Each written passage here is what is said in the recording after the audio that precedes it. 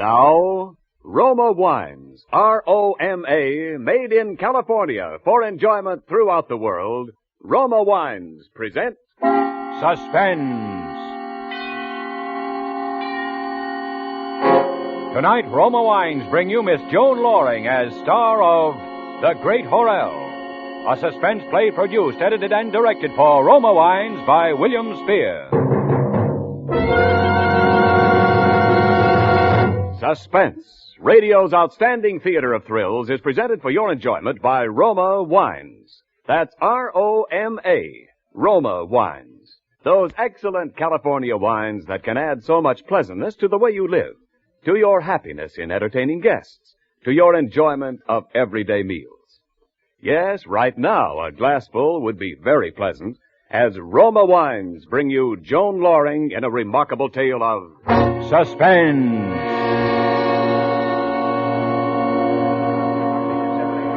Court will come to order. Is counsel prepared to proceed? For the prosecution, we are, Your Honor. The defense? Yes, Your Honor. Very well. The district attorney may call his witnesses.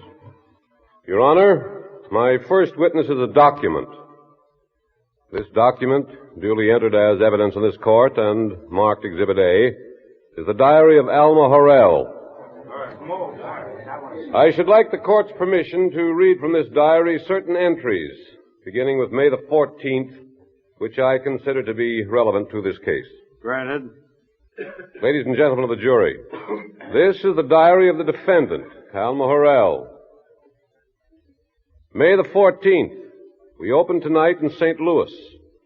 It is a shock to realize that today marks the 5th anniversary of my association with the great Horrell, and that for all but a few months of that time I have been married to him. The great Horrell, the marked mentalist. That's the masked mentalist, jury. It is doubly shocking, as I look back, to realize how profoundly I have been affected by those 5 years as the wife and assistant of the world's greatest mind reader. For there is no doubt that he is that. As I write these lines, I am sitting in a quiet corner of the wings where I can watch Paul's nimble feet out on the stage, the way he charms his audience. But such sounds as these, with their familiar and well-remembered ring from 5 years of vaudeville and heart-trooping, scarcely register upon my mind tonight. For today I have finally faced the terrible fear that has been haunting me through the gathering nightmare of these past months. If I have not faced it sooner, it is because my mind quailed before the thought and all its implications. The evidence has always been there in 1,000 little acts and instances almost from the first. Perhaps meeting Paul has forced the decision. Certainly I can wait no longer and avoid decision. Tonight I must put it to the test. What the result will be, I already know. What steps for my salvation will lie ahead thereafter, I have not dared to contemplate.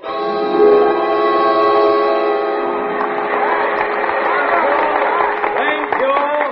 Now, ladies and gentlemen, the final demonstration.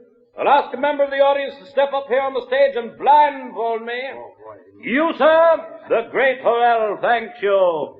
Do you have a handkerchief, sir? Yes, sir. Good. Take the handkerchief. You will fold your handkerchief and tie it over my eyes. Yes, right over the mask. That's it. Yeah. Knot it in the back of my head. Good and tight.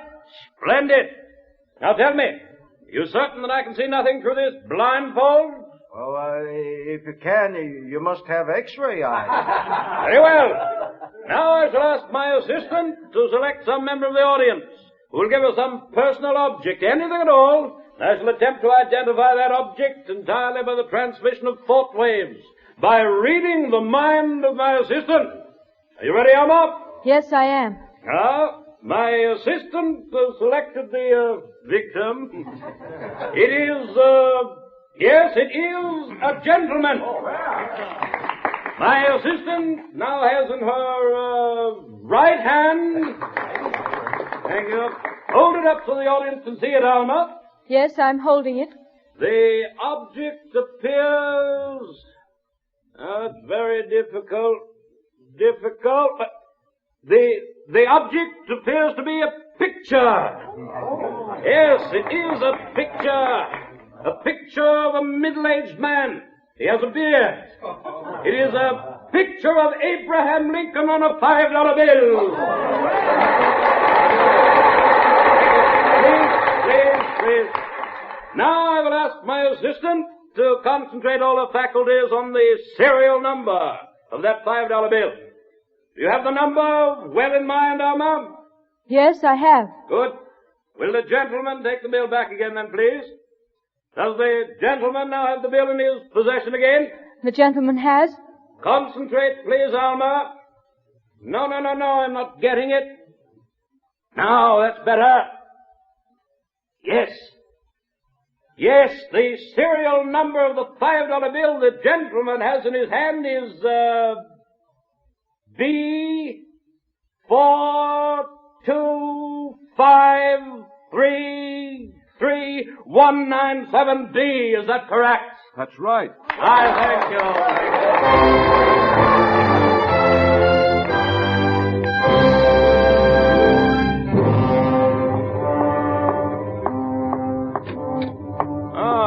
There you are, my dear. Congratulations. You were practically perfect tonight. Martin, I want to talk to you. By all means. No, turn around. Look at me, Martin. This is terribly important. It also happens to be quite important for me to get this grease paint off. Go ahead, Alma. I'm listening. Martin, you just said I was practically perfect tonight. Yeah, you were indeed, my dear. Your signals came through with unusual clarity. But, Martin, Good heavens, Alma, you've been doing this long enough to know what I mean. Martin, I didn't give you any signals tonight. What? I didn't give you any signals. Very well. The word, then, is not perfect. You were miraculous. Does that suit you better? Martin, look at me. Don't you see what that means? What's the matter with you, Alma? You can read my mind. Can I? You can read my mind, Martin. Oh, very well, Alma. If you wish to believe that, I'm sure it can only have the excellent effect of making the act even more believable to the audience. Martin, I can't go on this way. Alma, this is all a lot of nonsense, you know. No, it isn't. You haven't even denied it. I've seen it coming for months. Little things at first, Martin, at home, on the street, until my most intimate thoughts weren't my own. Until my mind wasn't my own. Until I have no mind. Just what is this little scene leading up to, Alma? Martin, you've got to let me go. You've got to set me free. Let you go? Yes, give me a divorce. Oh, Alma, you're being hysterical. Martin, please. Alma, I've devoted 5 years to my association with you. I've trained you until you were perfect. I'm sorry, Martin. I'm sorry for all that, but I've got to have my freedom. Are you thinking of Paul Wilson? You know what I'm thinking. I see. And you do understand, Martin. I understand that you'll be of very little use to me in your present condition. Never. I can never go on again. Very well. It just so happens I received only this afternoon a very lucrative offer from Australia. What? They'll even supply a partner, apparently not fully appreciating your importance in the scheme of things. I shall accept. Oh, thank you, Martin. I shall accept. But I shall return in about 3 months. Meanwhile, we shall forget Paul Wilson, won't we? I shall expect you to be fully rested when I return, and in a reasonable frame of mind. Rested? And as for your freedom, Alma, understand this. You'll never, never be free from me. Set your mind to that. My mind.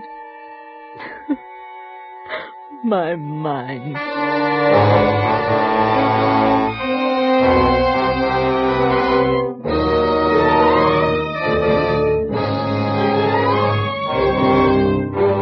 For Suspense, Roma Wines are bringing you Joan Lorring in The Great Horrell, a radio play by George and Gertrude Fass.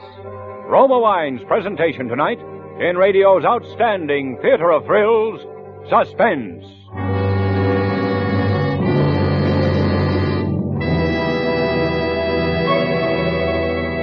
Between the acts of Suspense, this is Ken Niles for Roma Wines. Last week, ladies and gentlemen, many of you heard me announce for Roma the first release of Grand Estate Wines. Tonight, I bring you the story behind Roma's proud presentation of premier quality Grand Estate Wines. Years ago, Roma vintners set as their goal a limited bottling of truly outstanding wines. Beginning with a selection of choice grapes, Roma vintners unhurriedly created 5 superior wines, each with a character born of timeless skill, each rich in the brilliant clarity, full fragrance, and mellow taste which distinguish an indisputably great wine. Today, at last, Roma, America's greatest vintner, offers you these fine, grand estate wines, each fully reflecting the patient perfection of Roma winemaking methods, each assuring you unvarying excellence, always. For the host to offer, for the guest to give, grand estate wines are a regal expression of hospitality, a flattering gesture of good taste. So choose and enjoy all 5 Grand Estate California wines: medium sherry, ruby port, golden muscatel, burgundy, and sauterne. Remember the name, Grand Estate Wines by Roma, the crowning achievement of vintner skill. And now, Roma Wines bring back to our Hollywood soundstage Joan Lorring as Alma in The Great Horrell, a tale well calculated to keep you in suspense.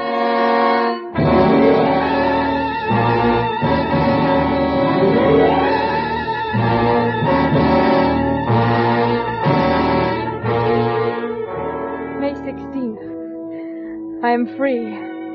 At last, after all these months and years of haunting fear, I am free. Even the terrible revelation of 2 days ago, the final certainty that my husband could read my mind, now seems almost like the fading shadow of a bad dream compared to that wonderful fact. He is leaving and I am free. What does it matter now that he says he is coming back, or even that half-veiled threat that he will never give me my freedom? I'm prepared for that. For now I shall make the decisions. For the first time in 5 long years, my mind is my own, released at last from that constant, crushing, insidious influence of his. And I will do the planning. Tomorrow, Paul and I are going to see a lawyer. For by the time Martin Horrell does come back, I will no longer be his wife. I will be Mrs. Paul Wilson.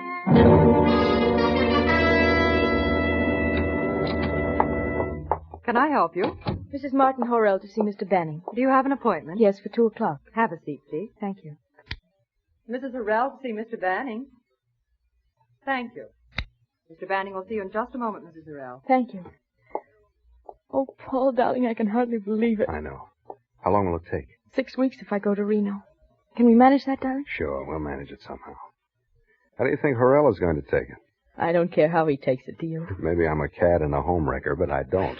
Silly. I only wish you'd wrecked it years ago, what there was of it. After all, Paul, what can he say? He left me, didn't he? In spite of all his high-flown speeches about coming back after me and never giving me my freedom, he did leave me. Sure. Although I'll never know why you didn't leave him long before this. Because, Paul, I'm not sure that I could have. Not sure that you could have? I'm not sure he'd have let me. Yes? Yes, Mr. Banning. Mr. Banning will see you now, Mrs. Horrell. Thank you. Just go right in. Come with me, Paul. No. No, Paul, you wait here. Ah, Mrs. Horrell? Yes. Sit down, please. Thank you. Now, what can we do for you? Well, you see, Mr. Banning, I'm married to a vaudeville artist, Mr. Martin Horrell. Mm-hmm. We've had an act together for the past 5 years, a mind-reading act. The Great Horrell, it's called. Oh, yes, I believe I've heard of it.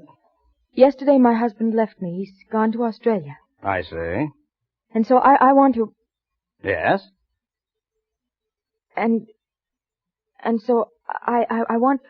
You want legal counsel, Mrs. Horrell, You can speak frankly with me, Mrs. Horrell. Is it something about a divorce? No. Then what is it? I don't know. You don't know? No. Well, there's not much we can do for you if you don't know what it is you want us to do for you. Now, is there? No. Well, then, I suppose you come in at some later time when your mind is really made up. Yes, all right. I'm very sorry. That's all right, Mrs. Horrell. I quite understand. Good day. Good day. Oh, well, that was quick. Alma, what's the matter? It's nothing, Paul. Well, white as a sheet. What happened?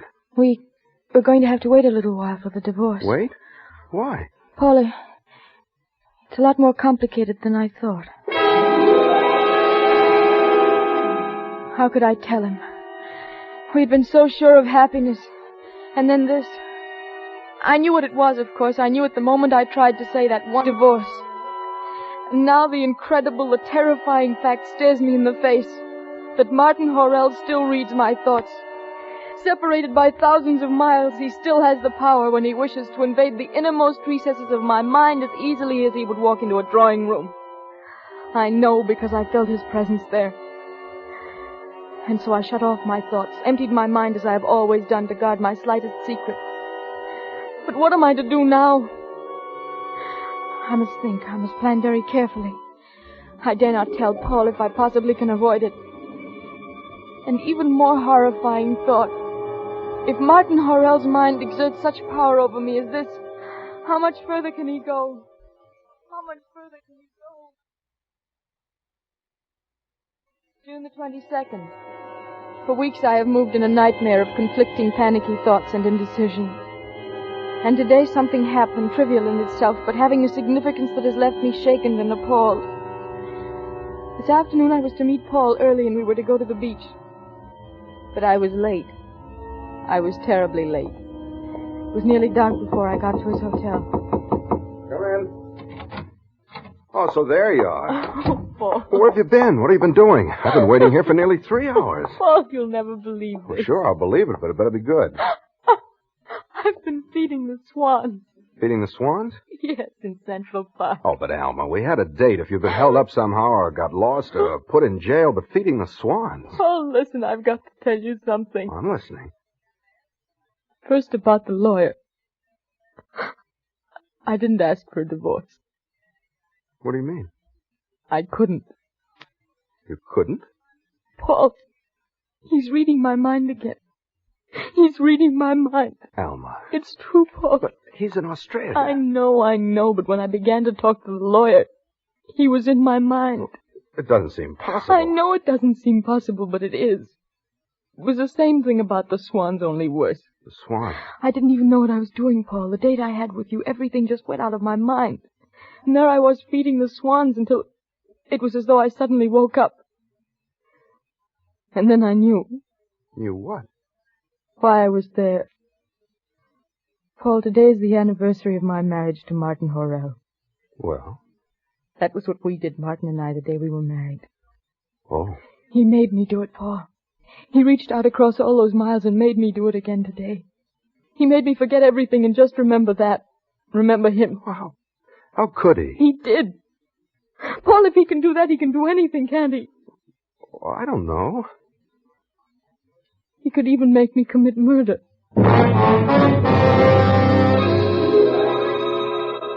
July 7th. Yesterday I bought a gun. I don't know why, but something told me that I must. And today I found my opportunity to use it. It was early in the afternoon. I was in Brooklyn. I did not know why. And then I was going into a theater. They were playing a combined bill of a current motion picture and vaudeville. Again, I did not know particularly why I was there, but it seemed quite natural. I found a seat near the back of the house. A new act was just beginning. Ladies and gentlemen, the masked marvel of mentalism, the great Horrell. For a moment I sat stunned, unable to believe that I was not dreaming. But it was. He seemed to have changed a little, the voice perhaps, something about his hair, but it was. And so I knew. I knew why I was there. I knew that he had drawn me there, told me to come there as surely as though he had summoned me with his voice. But I knew something else. I knew why I had bought the gun. I knew at last the terrible price I was prepared to pay to win my freedom. Pencil of a piece of paper, an official piece of paper. It is, yes, it's the gentleman's driver's license. Is that correct? Yes, that's correct. Thank you. Thank you. I knew what was coming next. I knew that out of all that audience I would be selected. I knew this was the chance he had been waiting for. But now I also knew it was the chance I had been waiting for. I was on my feet and making my way towards the aisle. My handbag was open, my fingers around the grip of the automatic. Now, ladies and gentlemen, perhaps there are some of you who believe that there's some trick to this, that it's all done with mirrors. Now, before we go any further, I'm going to ask some feminine member of the audience to step up here on the stage and blindfold me. Are there any volunteers? Now, I see a young lady standing in back of the house. Will the young lady come up on the stage, please? No. Don't be bashful. Step right up. You're not afraid of me, are you? Or perhaps the young lady is afraid I'll read her mind. Perhaps she's harboring some guilty secret.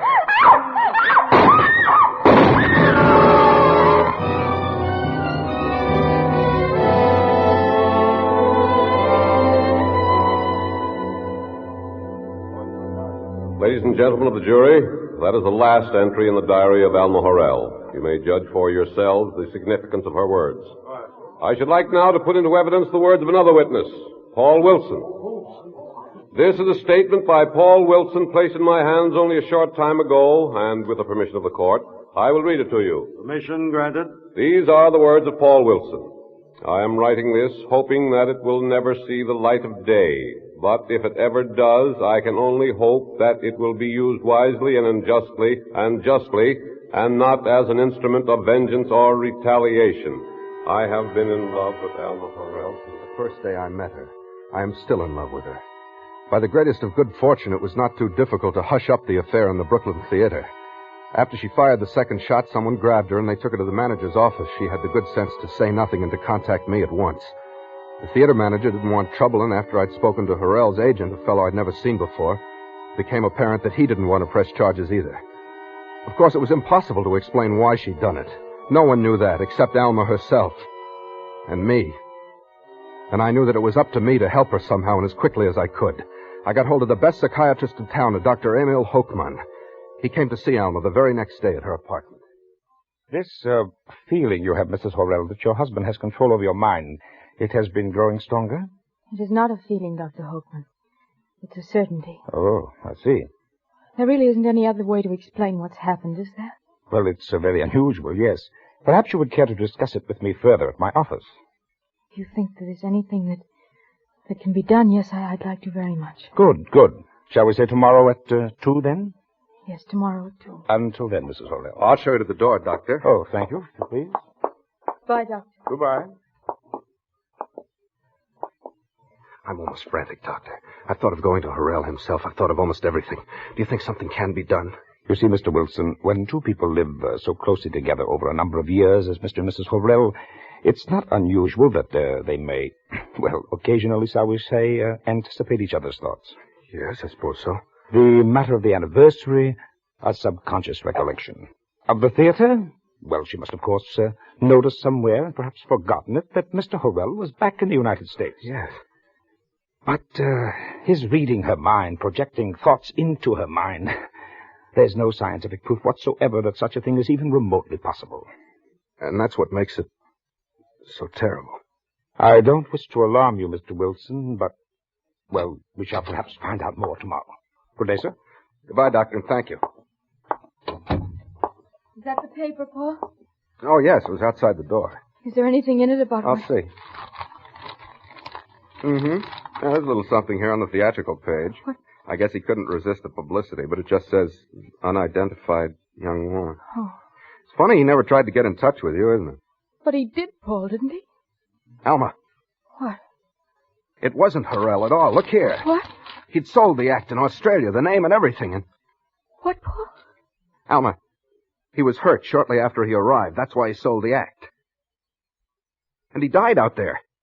Died? Martin Horrell has been dead for almost a month. Oh, I see. What? I really should have known, I suppose. Known what, Alma? That it was someone much closer to me than Martin Horrell who was reading my mind. Listen, Alma, the doctor says... You knew all the facts. It's you who's been reading my mind, isn't it, Paul? Alma, the doctor says that's impossible.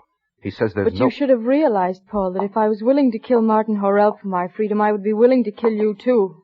Alma, Yes, Paul. I still have a gun. It's no use locking yourself in there, Paul. Because, you see, I'm going to wait.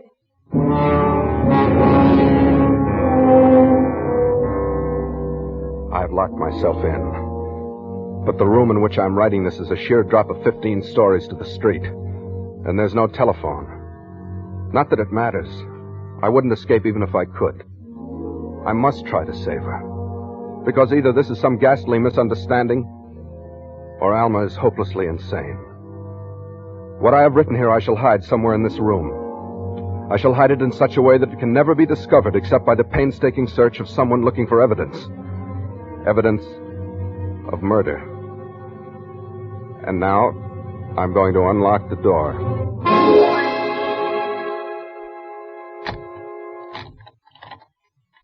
Alma? Yes, Paul? Alma, I'm coming out. I want to talk to you. Yes, Paul? Alma, I know what you're thinking. Yes, Paul. I'm sure you know what I'm thinking.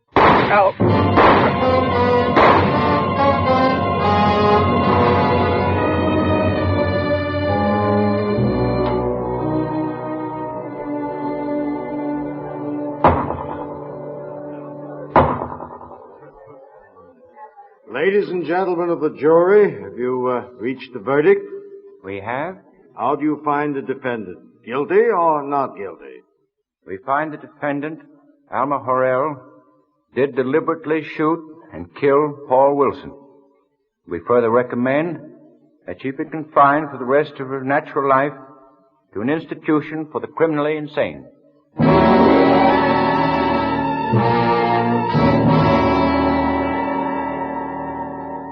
They said I was insane. What do they know of the tortured depths that lie beneath the surface of the human mind? I know, because it is beginning again. It is Dr. Hochman. He's been coming nearly every day to visit me. He thinks he too can see into my brain and know my thoughts. But I have made my mind a blank. There's nothing there for anyone to read. And so he won't know. He doesn't know that I have hidden a table knife and sharpened it all night against the stones. When he comes tomorrow, I shall be ready.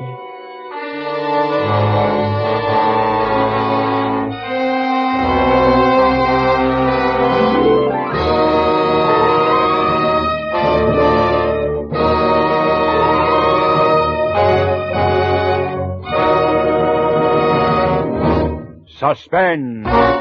Presented by Roma Wines. R-O-M-A. Made in California for enjoyment throughout the world. This is Ken Niles to tell you of a luxurious new experience in wine enjoyment. An experience you share with discriminating wine users everywhere when first you taste Grand Estate Wines by Roma. Yes, to bring you the ultimate in wine pleasure, Roma vintners carefully selected the finest of California grapes. Then, with infinite skill and winemaking resources unmatched in America, Roma vintners patiently guided to taste perfection these magnificent Grand Estate wines. Today, Grand Estate wines are yours to enjoy, yours to serve proudly. No matter what the occasion, the host who possesses all 5 Grand Estate California wines is sure to please all tastes at all times. For smart entertaining, delight your guests with Grand Estate Medium Sherry, Ruby Port, or Golden Muscatel. For gracious dining, serve Grand Estate Burgundy or Sauterne, each a triumph in taste luxury. So, rely on Grand Estate wines by Roma, crowning achievement of vintner skill. Joan Lorring will soon be seen in the Warner Brothers production, The Verdict. Thursday, same time, Roma Wines will bring you Mr. Hume Cronin as star of Suspense, radio's outstanding theater of thrills. Produced by William Spear for the Roma Wine Company of Fresno, California.